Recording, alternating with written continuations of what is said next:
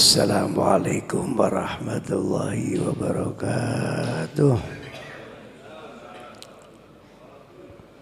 Al-Fatihah. A'udzu billahi minasyaitonir rajim. Bismillahirrahmanirrahim. Alhamdulillahirabbil alamin arrahmanir rahim maliki yaumiddin. Iyyaka na'budu wa iyyaka nasta'in ihdinas siratal mustaqim. Shiratal ladzina an'amta 'alaihim ghairil maghdubi 'alaihim waladdallin. Amin. Bismillahirrahmanirrahim. Ya Rahmanu Ya Rahimu Ya Quddusu Ya Salamu Ya Azizu Ya Alimu Ya Karimu La haula wa la quwwata illa billahil aliyil azim. Assalamualaikum warahmatullahi wabarakatuh. Assalamualaikum ayyuhan nabiyyu warahmatullahi wabarakatuh. Assalamu alayna wa ala ibadillahi as-solihin. Assalamu alayka ya Rasulullah. Salatullah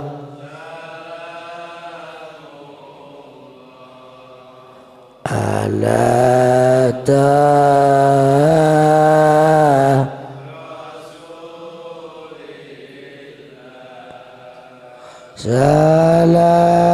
salatullah salamullah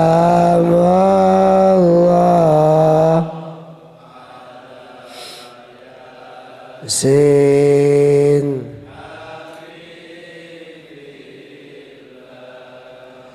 tawassalna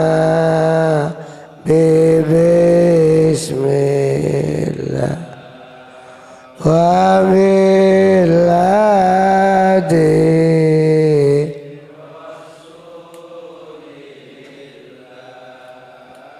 wa kulli mujahidin lillah lil fat la ilaha illallah al malikul haqqul mubin Muhammadur Sadiqul Adil. Astaghfirullah Rabbal baraya. Astaghfirullah minal khadaya.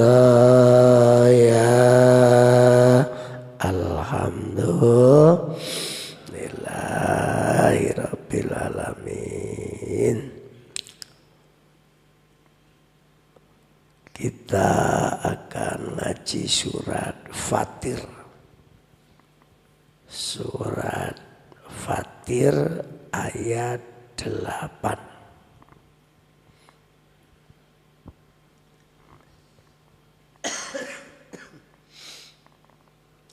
A'udzu billahi minasy syaithanir rajim.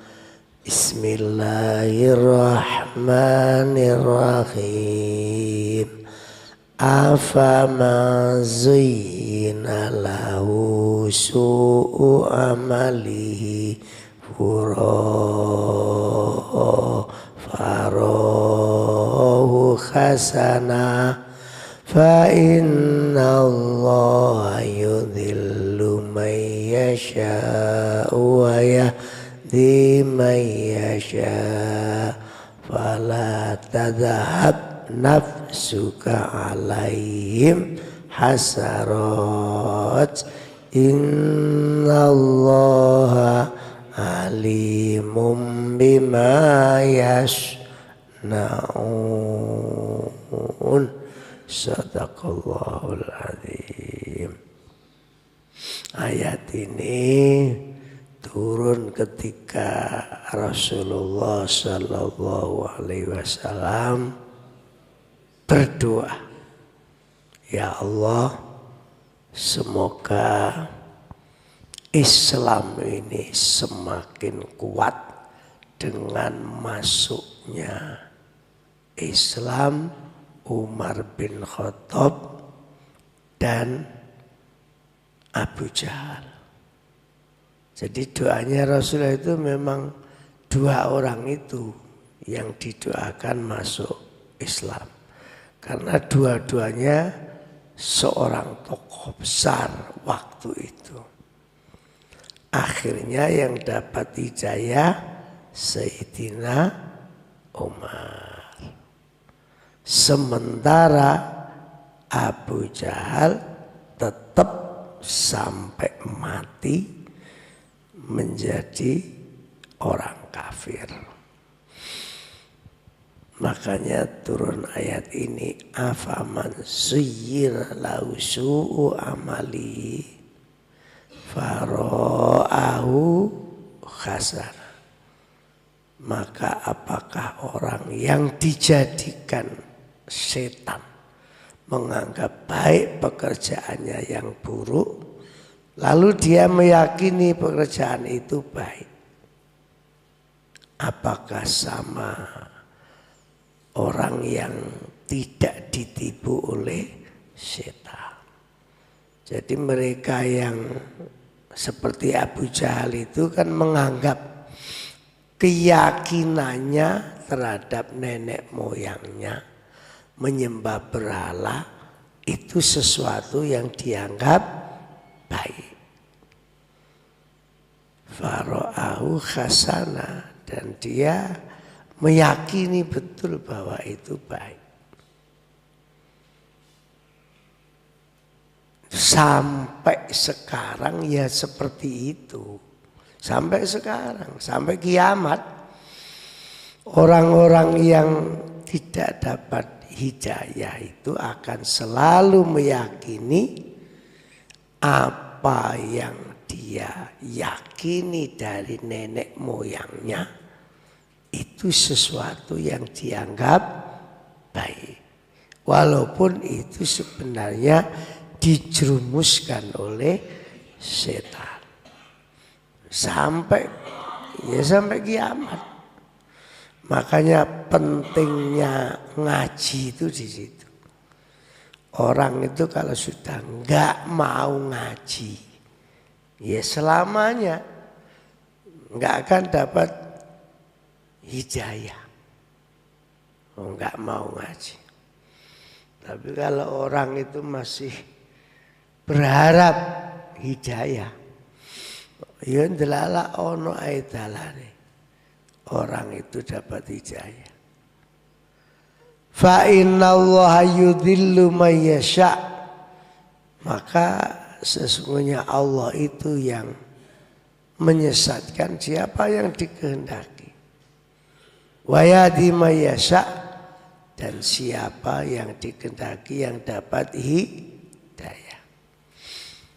Dulu saya itu punya jamaah aktif di pondok ini, masih awal-awal ajian, namanya Pak Sawal.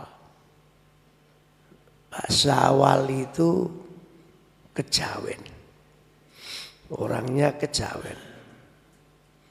Nah, saya itu diundang ngaji oleh ibu-ibu di daerah Wonokromo. Ngajinya itu ya di rumahnya Pak Sawal itu. Lah Bu Sawalnya itu aktif pengajian. Lalu pengajian ibu-ibu di rumahnya Pak Sawal. Lah Pak Sawal itu kalau saya ngaji itu duduk di luar rumah, di kursi gitu, nguping istilahnya. Saya ngaji sama ibu-ibu nguping. Orangnya enggak sholat. Enggak sholat. Orang Kejawen, orang mana ya, Kulonan gitu. Lama-lama ya karena memang hatinya seneng dengan hidayah. Nyatanya anak pengajian gelem ngrungokno. Lama-lama itu terus mau sholat. Begitu mau sholat, Masya Allah. 5 waktu itu selalu jamaah ke masjid. Masjidnya namanya Qasrul Ubudiyah. Wonokromo Cedek terminal itu. Sampai akhirnya Al-Jihad ini mulai bangun, terus kegiatan, ada tahajudan apa-apa. Itu Pak Sawal itu dari Wonokromo itu aktif jamaah ke sini. Sampai Sidoni. Nah itu contoh orang yang dapat hidayah. Ya awalnya ya enggak sholat awalnya. Lama-lama akhirnya mau sholat. Makanya orang itu selama masih mau ngaji, itu masih ada harapan untuk mendapat hidayah. Tapi kalau orang sudah enggak mau ngaji, antipati, seperti contohnya 2 tokoh itu antara Umar bin Khattab dan Abu Jahal. Umar gara-gara melihat Al-Quran yang dibaca oleh adiknya akhirnya dapat hidayah. Sementara Abu Jahal karena memang antipati dengan Rasulullah, padahal itu masih saudaranya, ya tetap aja menjadi orang sesat. Fa innallaha yudhillu may yasha. Sesungguhnya Allah itu menyesatkan orang yang memang dikehendaki. Dikehendaki ya karena orang itu tidak menghendaki hidayah. Dan ini semua kehidupan. Semua kehidupan.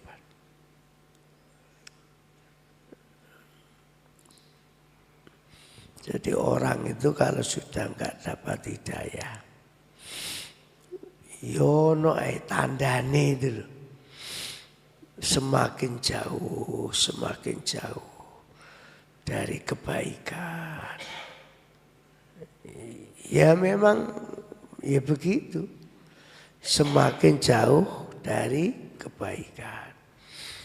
Kalau orang dapat hidayah, ya ada saja tandanya orang itu semakin dekat dengan hidayah. Contohnya kayak bapak-bapak ini yang rumahnya jauh-jauh dari Jemur datang ke sini kan karena hidayah.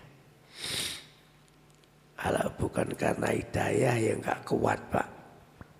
Isu-isu jamaah subuh Dan datangnya sebelum subuh. Jamaah subuh, habis jamaah subuh istighosah. Habis istighosah ngaji, Masya Allah. Itu kalau nggak ada hidayah, nggak kuat. Mboten kuat. Tapi karena ada hidayah, akhirnya ya diparingi kuat. Ya diparingi sehat. Alhamdulillah. Fala tadhhab nafsuka alaihim hasarat. Muhammad, kamu nggak usah sedih.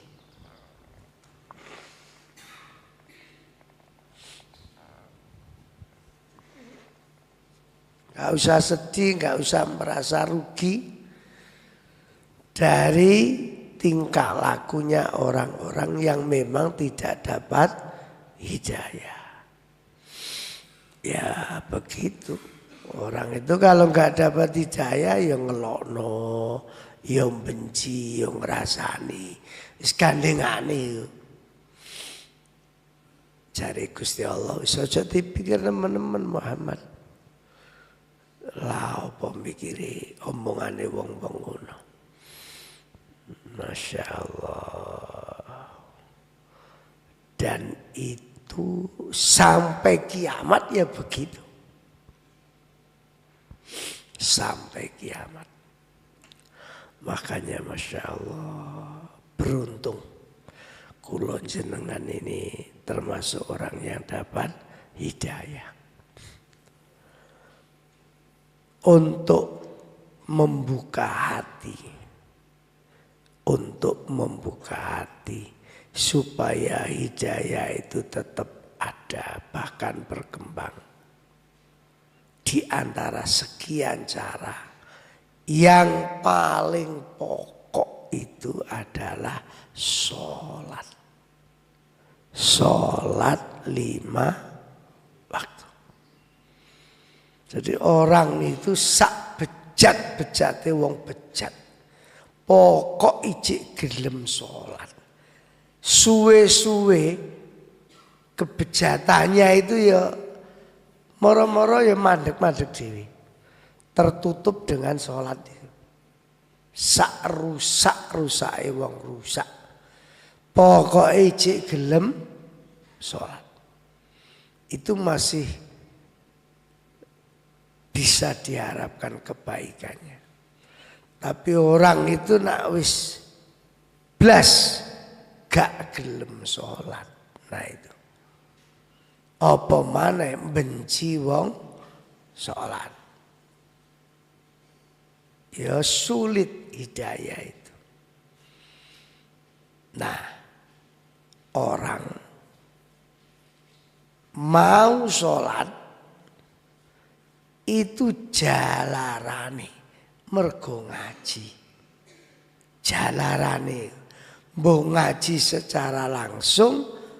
Entah ngajinya enggak langsung. Seperti yang saya ceritakan Pak Sawal itu. Kan enggak ngaji langsung tuh. Nguping ngono tok. Kalau saya ngaji sama ibu-ibu itu asal itu ya rokokan yang lungguh kursinya jopo ngono. Nguping. Kan ngaji tapi enggak langsung. Apalagi yang masih mau ngaji secara langsung. Makane ngapunten nih. Kula sampean punya anak. Anak kita itu selama masih mau ngaji, gak ketang seminggu sepisan, syukur-syukur seminggu 2 kali, syukur-syukur tiap hari. Nggak akan pernah lepas yang namanya hidayah. Gak ketang ngaji.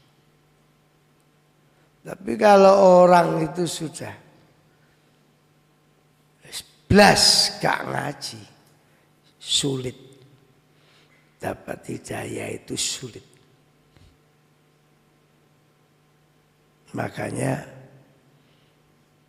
kalau jenengan merasa sekarang anaknya agak sulit ngaji, ya wong tuane sing seneng ngaji. Terus kalau habis sholat asar, anak itu dibacakan Al-Ikhlas 13 kali. Al-Ikhlas 13 kali, lalu Al-Falaq sekali, lalu An-Nas sekali. Sak bandel-bandeli anak kena karomahnya 3 surat ini, pasti lama-lama akhirnya menjadi anak yang mau sholat, ya mau ngaji. Dibaca habis sholat asar, Al-Ikhlas berapa? 13 kali. Lalu Al-Falaq sekali. Lalu An-Nas sekali. Itu pokok istiqomah habis sholat asar. Nanti akhirnya anak itu ya moro-moro aja. Akhirnya dapat hidayah dari Allah. Nah, anak kalau sudah mau ngaji, mau sholat, nah itu kebahagiaan yang abadi buat orang tua. Innallaha alimun bima yasnaun. Sesungguhnya Allah itu mengetahui apa yang mereka perbuat, manusia maksudnya. Tadi Allah itu maha tahu. Makanya kula jenengan urip niki gondelane Gusti Allah, sendenane ya Gusti Allah. Muntah saabot-abote masalah. Selama orang itu masih sendenan sama Allah, gak kira gak beres itu gak kira. Seabot-abote masalah, selama sendenane ku Gusti Allah. Wong Jawa ngarani apa? DP ya nyedek terus kepada Allah. Pasti cepat atau lambat ya akan mendapat pitulungane Gusti Allah. Pasti itu. Makanya muka-muka kula jenengan sak keluargane ini selalu ditulungi oleh Allah. Oke. Karena urusan hidayah ini memang Masya Allah, hanya Allah yang bisa. Coba monggo dipelajari surat Al-An'am ayat 125. Surat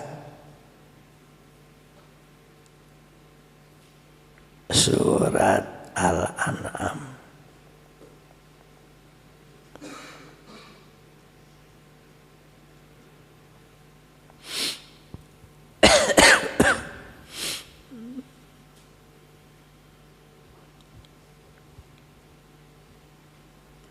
Surat Al-An'am itu surat 6 ya.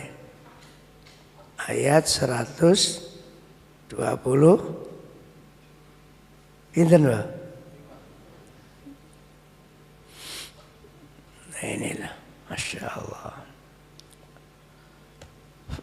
Fama yuridillahu ayyatiyahu, barang siapa yang dikehendaki Allah akan mendapat hidayah. Yasrah, sadrahu lil Islam, maka dadanya itu terbuka, ya hatinya maksudnya terbuka untuk bisa menerima ajaran Islam. Maksudnya wong niku nak pancen dasare akan dapat hidayah untuk menerima ajaran-ajaran Islam itu akan mudah. Makanya tadi saya mengingatkan jenengan kalau punya anak dikongkon sholat angel, dikongkon api embek wong tua bantah. Ya tadi itu. Habis sholat asar bacakan tadi itu. Supaya Allah membuka mata hatinya. Sehingga terasa lapang menerima kebaikan Islam. Wa mayurid ayyudillahu, tapi kalau orang itu dikehendaki menjadi orang sesat, yaj'al sadrahu dhayyiqan kharajan, dadanya akan sempit, sesak, seakan-akan sedang ka'annama yas'adu fis sama, ya seakan-akan dia mendaki ke langit, saking abote nrimo hidayah. Jadi memang orang itu kalau nggak dapat hidayah, barang sing apik iku mesti uwak buat sholat subuh berat, ngaji berat, ya semua yang baik-baik itu terasa berat, semuanya. Sedekah abot, ya namanya dodone sesek, ngos-ngosan lah bahasa gampangnya, koyok mendaki ke langit, ngos-ngosan, kangelan. Masya Allah, itu pentingnya hidayah.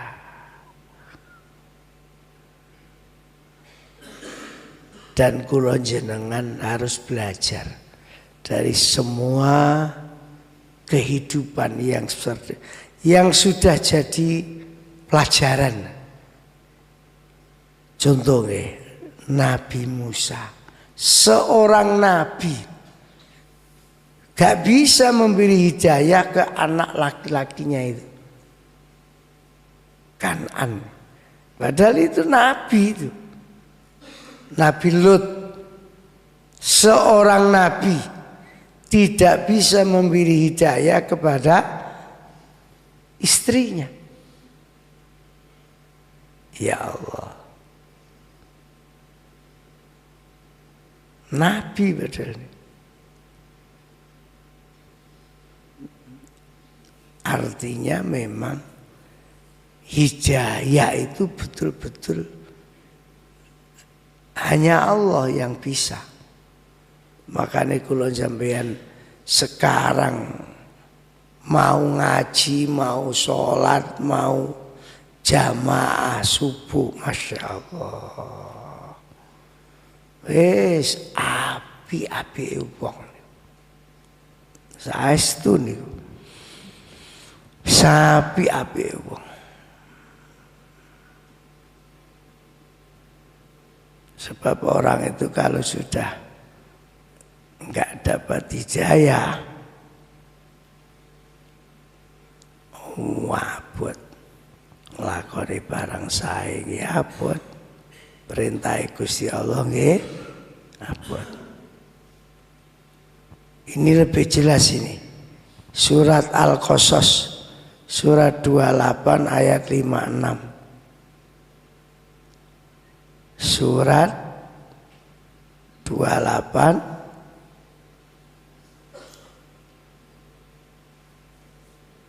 ayat 56.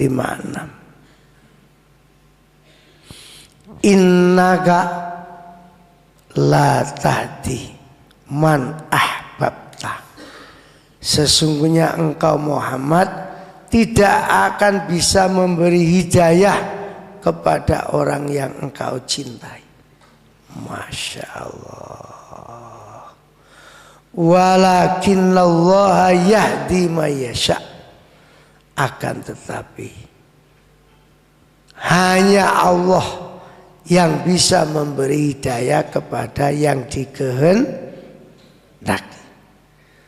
Wa huwa a'lamu, dan Allah Maha mengetahui bil muhtadin, siapa orang-orang yang pantas menerima hidayah. Makanya kalau jenengan punya keluarga sudah sholat, wala itu harus disyukuri betul.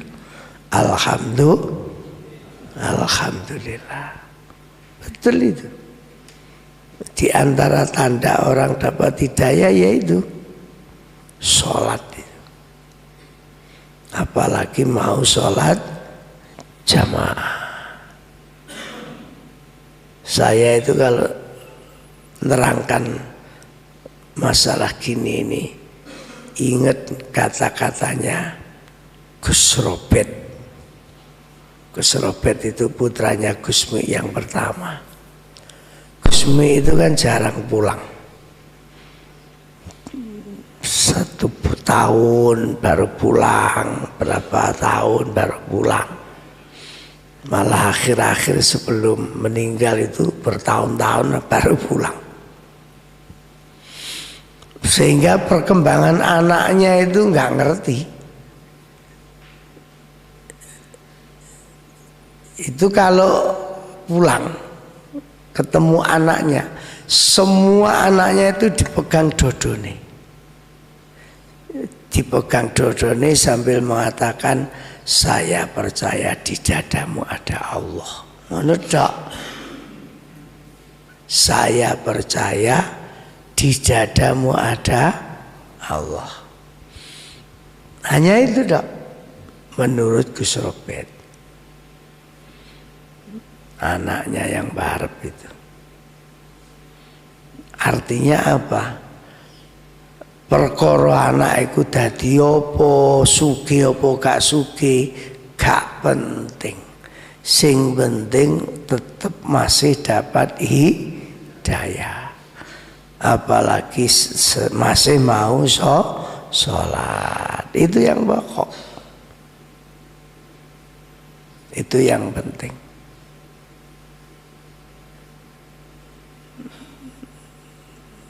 Muga-muga kula sampeyan ngaji ngeten iki termasuk nirakati anak, nirakati keluarga. Masya Allah.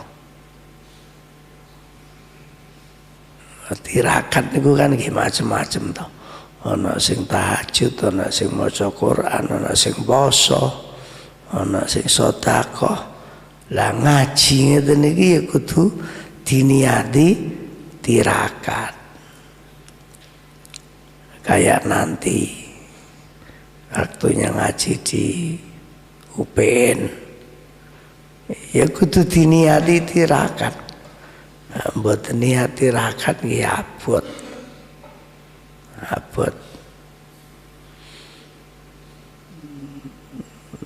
Ya apapun sebuah kebaikan selama kita niatkan untuk mendekatkan diri kepada Allah, itu ya sudah termasuk tirakat. Moga-moga saged istiqomah. Selalu anak-anak kita terutama selalu mendapat hidayah dari Allah. Masya Allah, itu kekayaan yang sebenarnya. Jadi anak yang dapat hidayah, itulah sebenarnya kekayaan yang sebenarnya. Nah, mudah-mudahan barokah kula sampean ngaji, anak-anaknya semua diparingi hidayah oleh Allah. Al-Fatihah. A'udzubillahi minasyaitonir rajim. Iyyaka na'budu wa iyyaka nasta'in. Ihdinas siratal mustaqim. Shiratal ladzina an'amta 'alaihim ghairil maghdubi 'alaihim. A'udzubillahi minasyaitonir rajim. Bismillahirrahmanirrahim. Allahumma shalli wa sallim wa barik ala sayyidina Muhammad walhamdulillahi rabbil alamin. Ya Allah, semoga Al-Quran yang kami pelajari walau hanya satu ayat menjadi ilmu yang manfaat dan barokai keluarga kami. Rabbana atina fid dunya hasanah wa fil akhirati hasanah wa qina adzabannar walhamdulillahi rabbil alamin. Sebelum selesai ini ada pengumuman dari pengurus santri.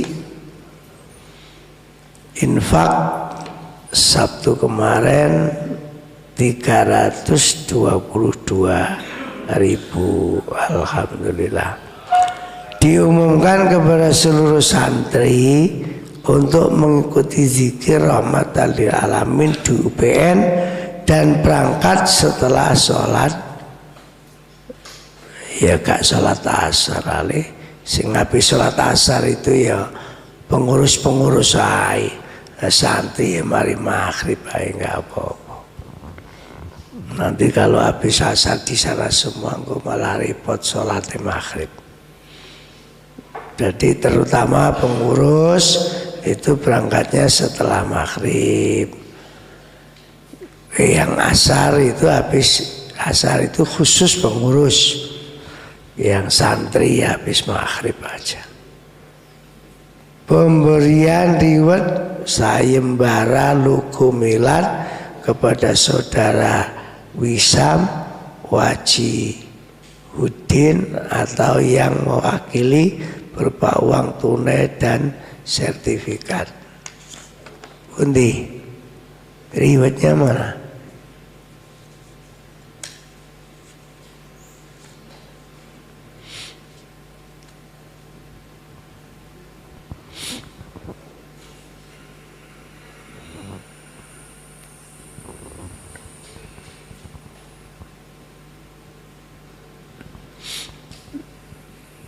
Itu kayak apa bukan?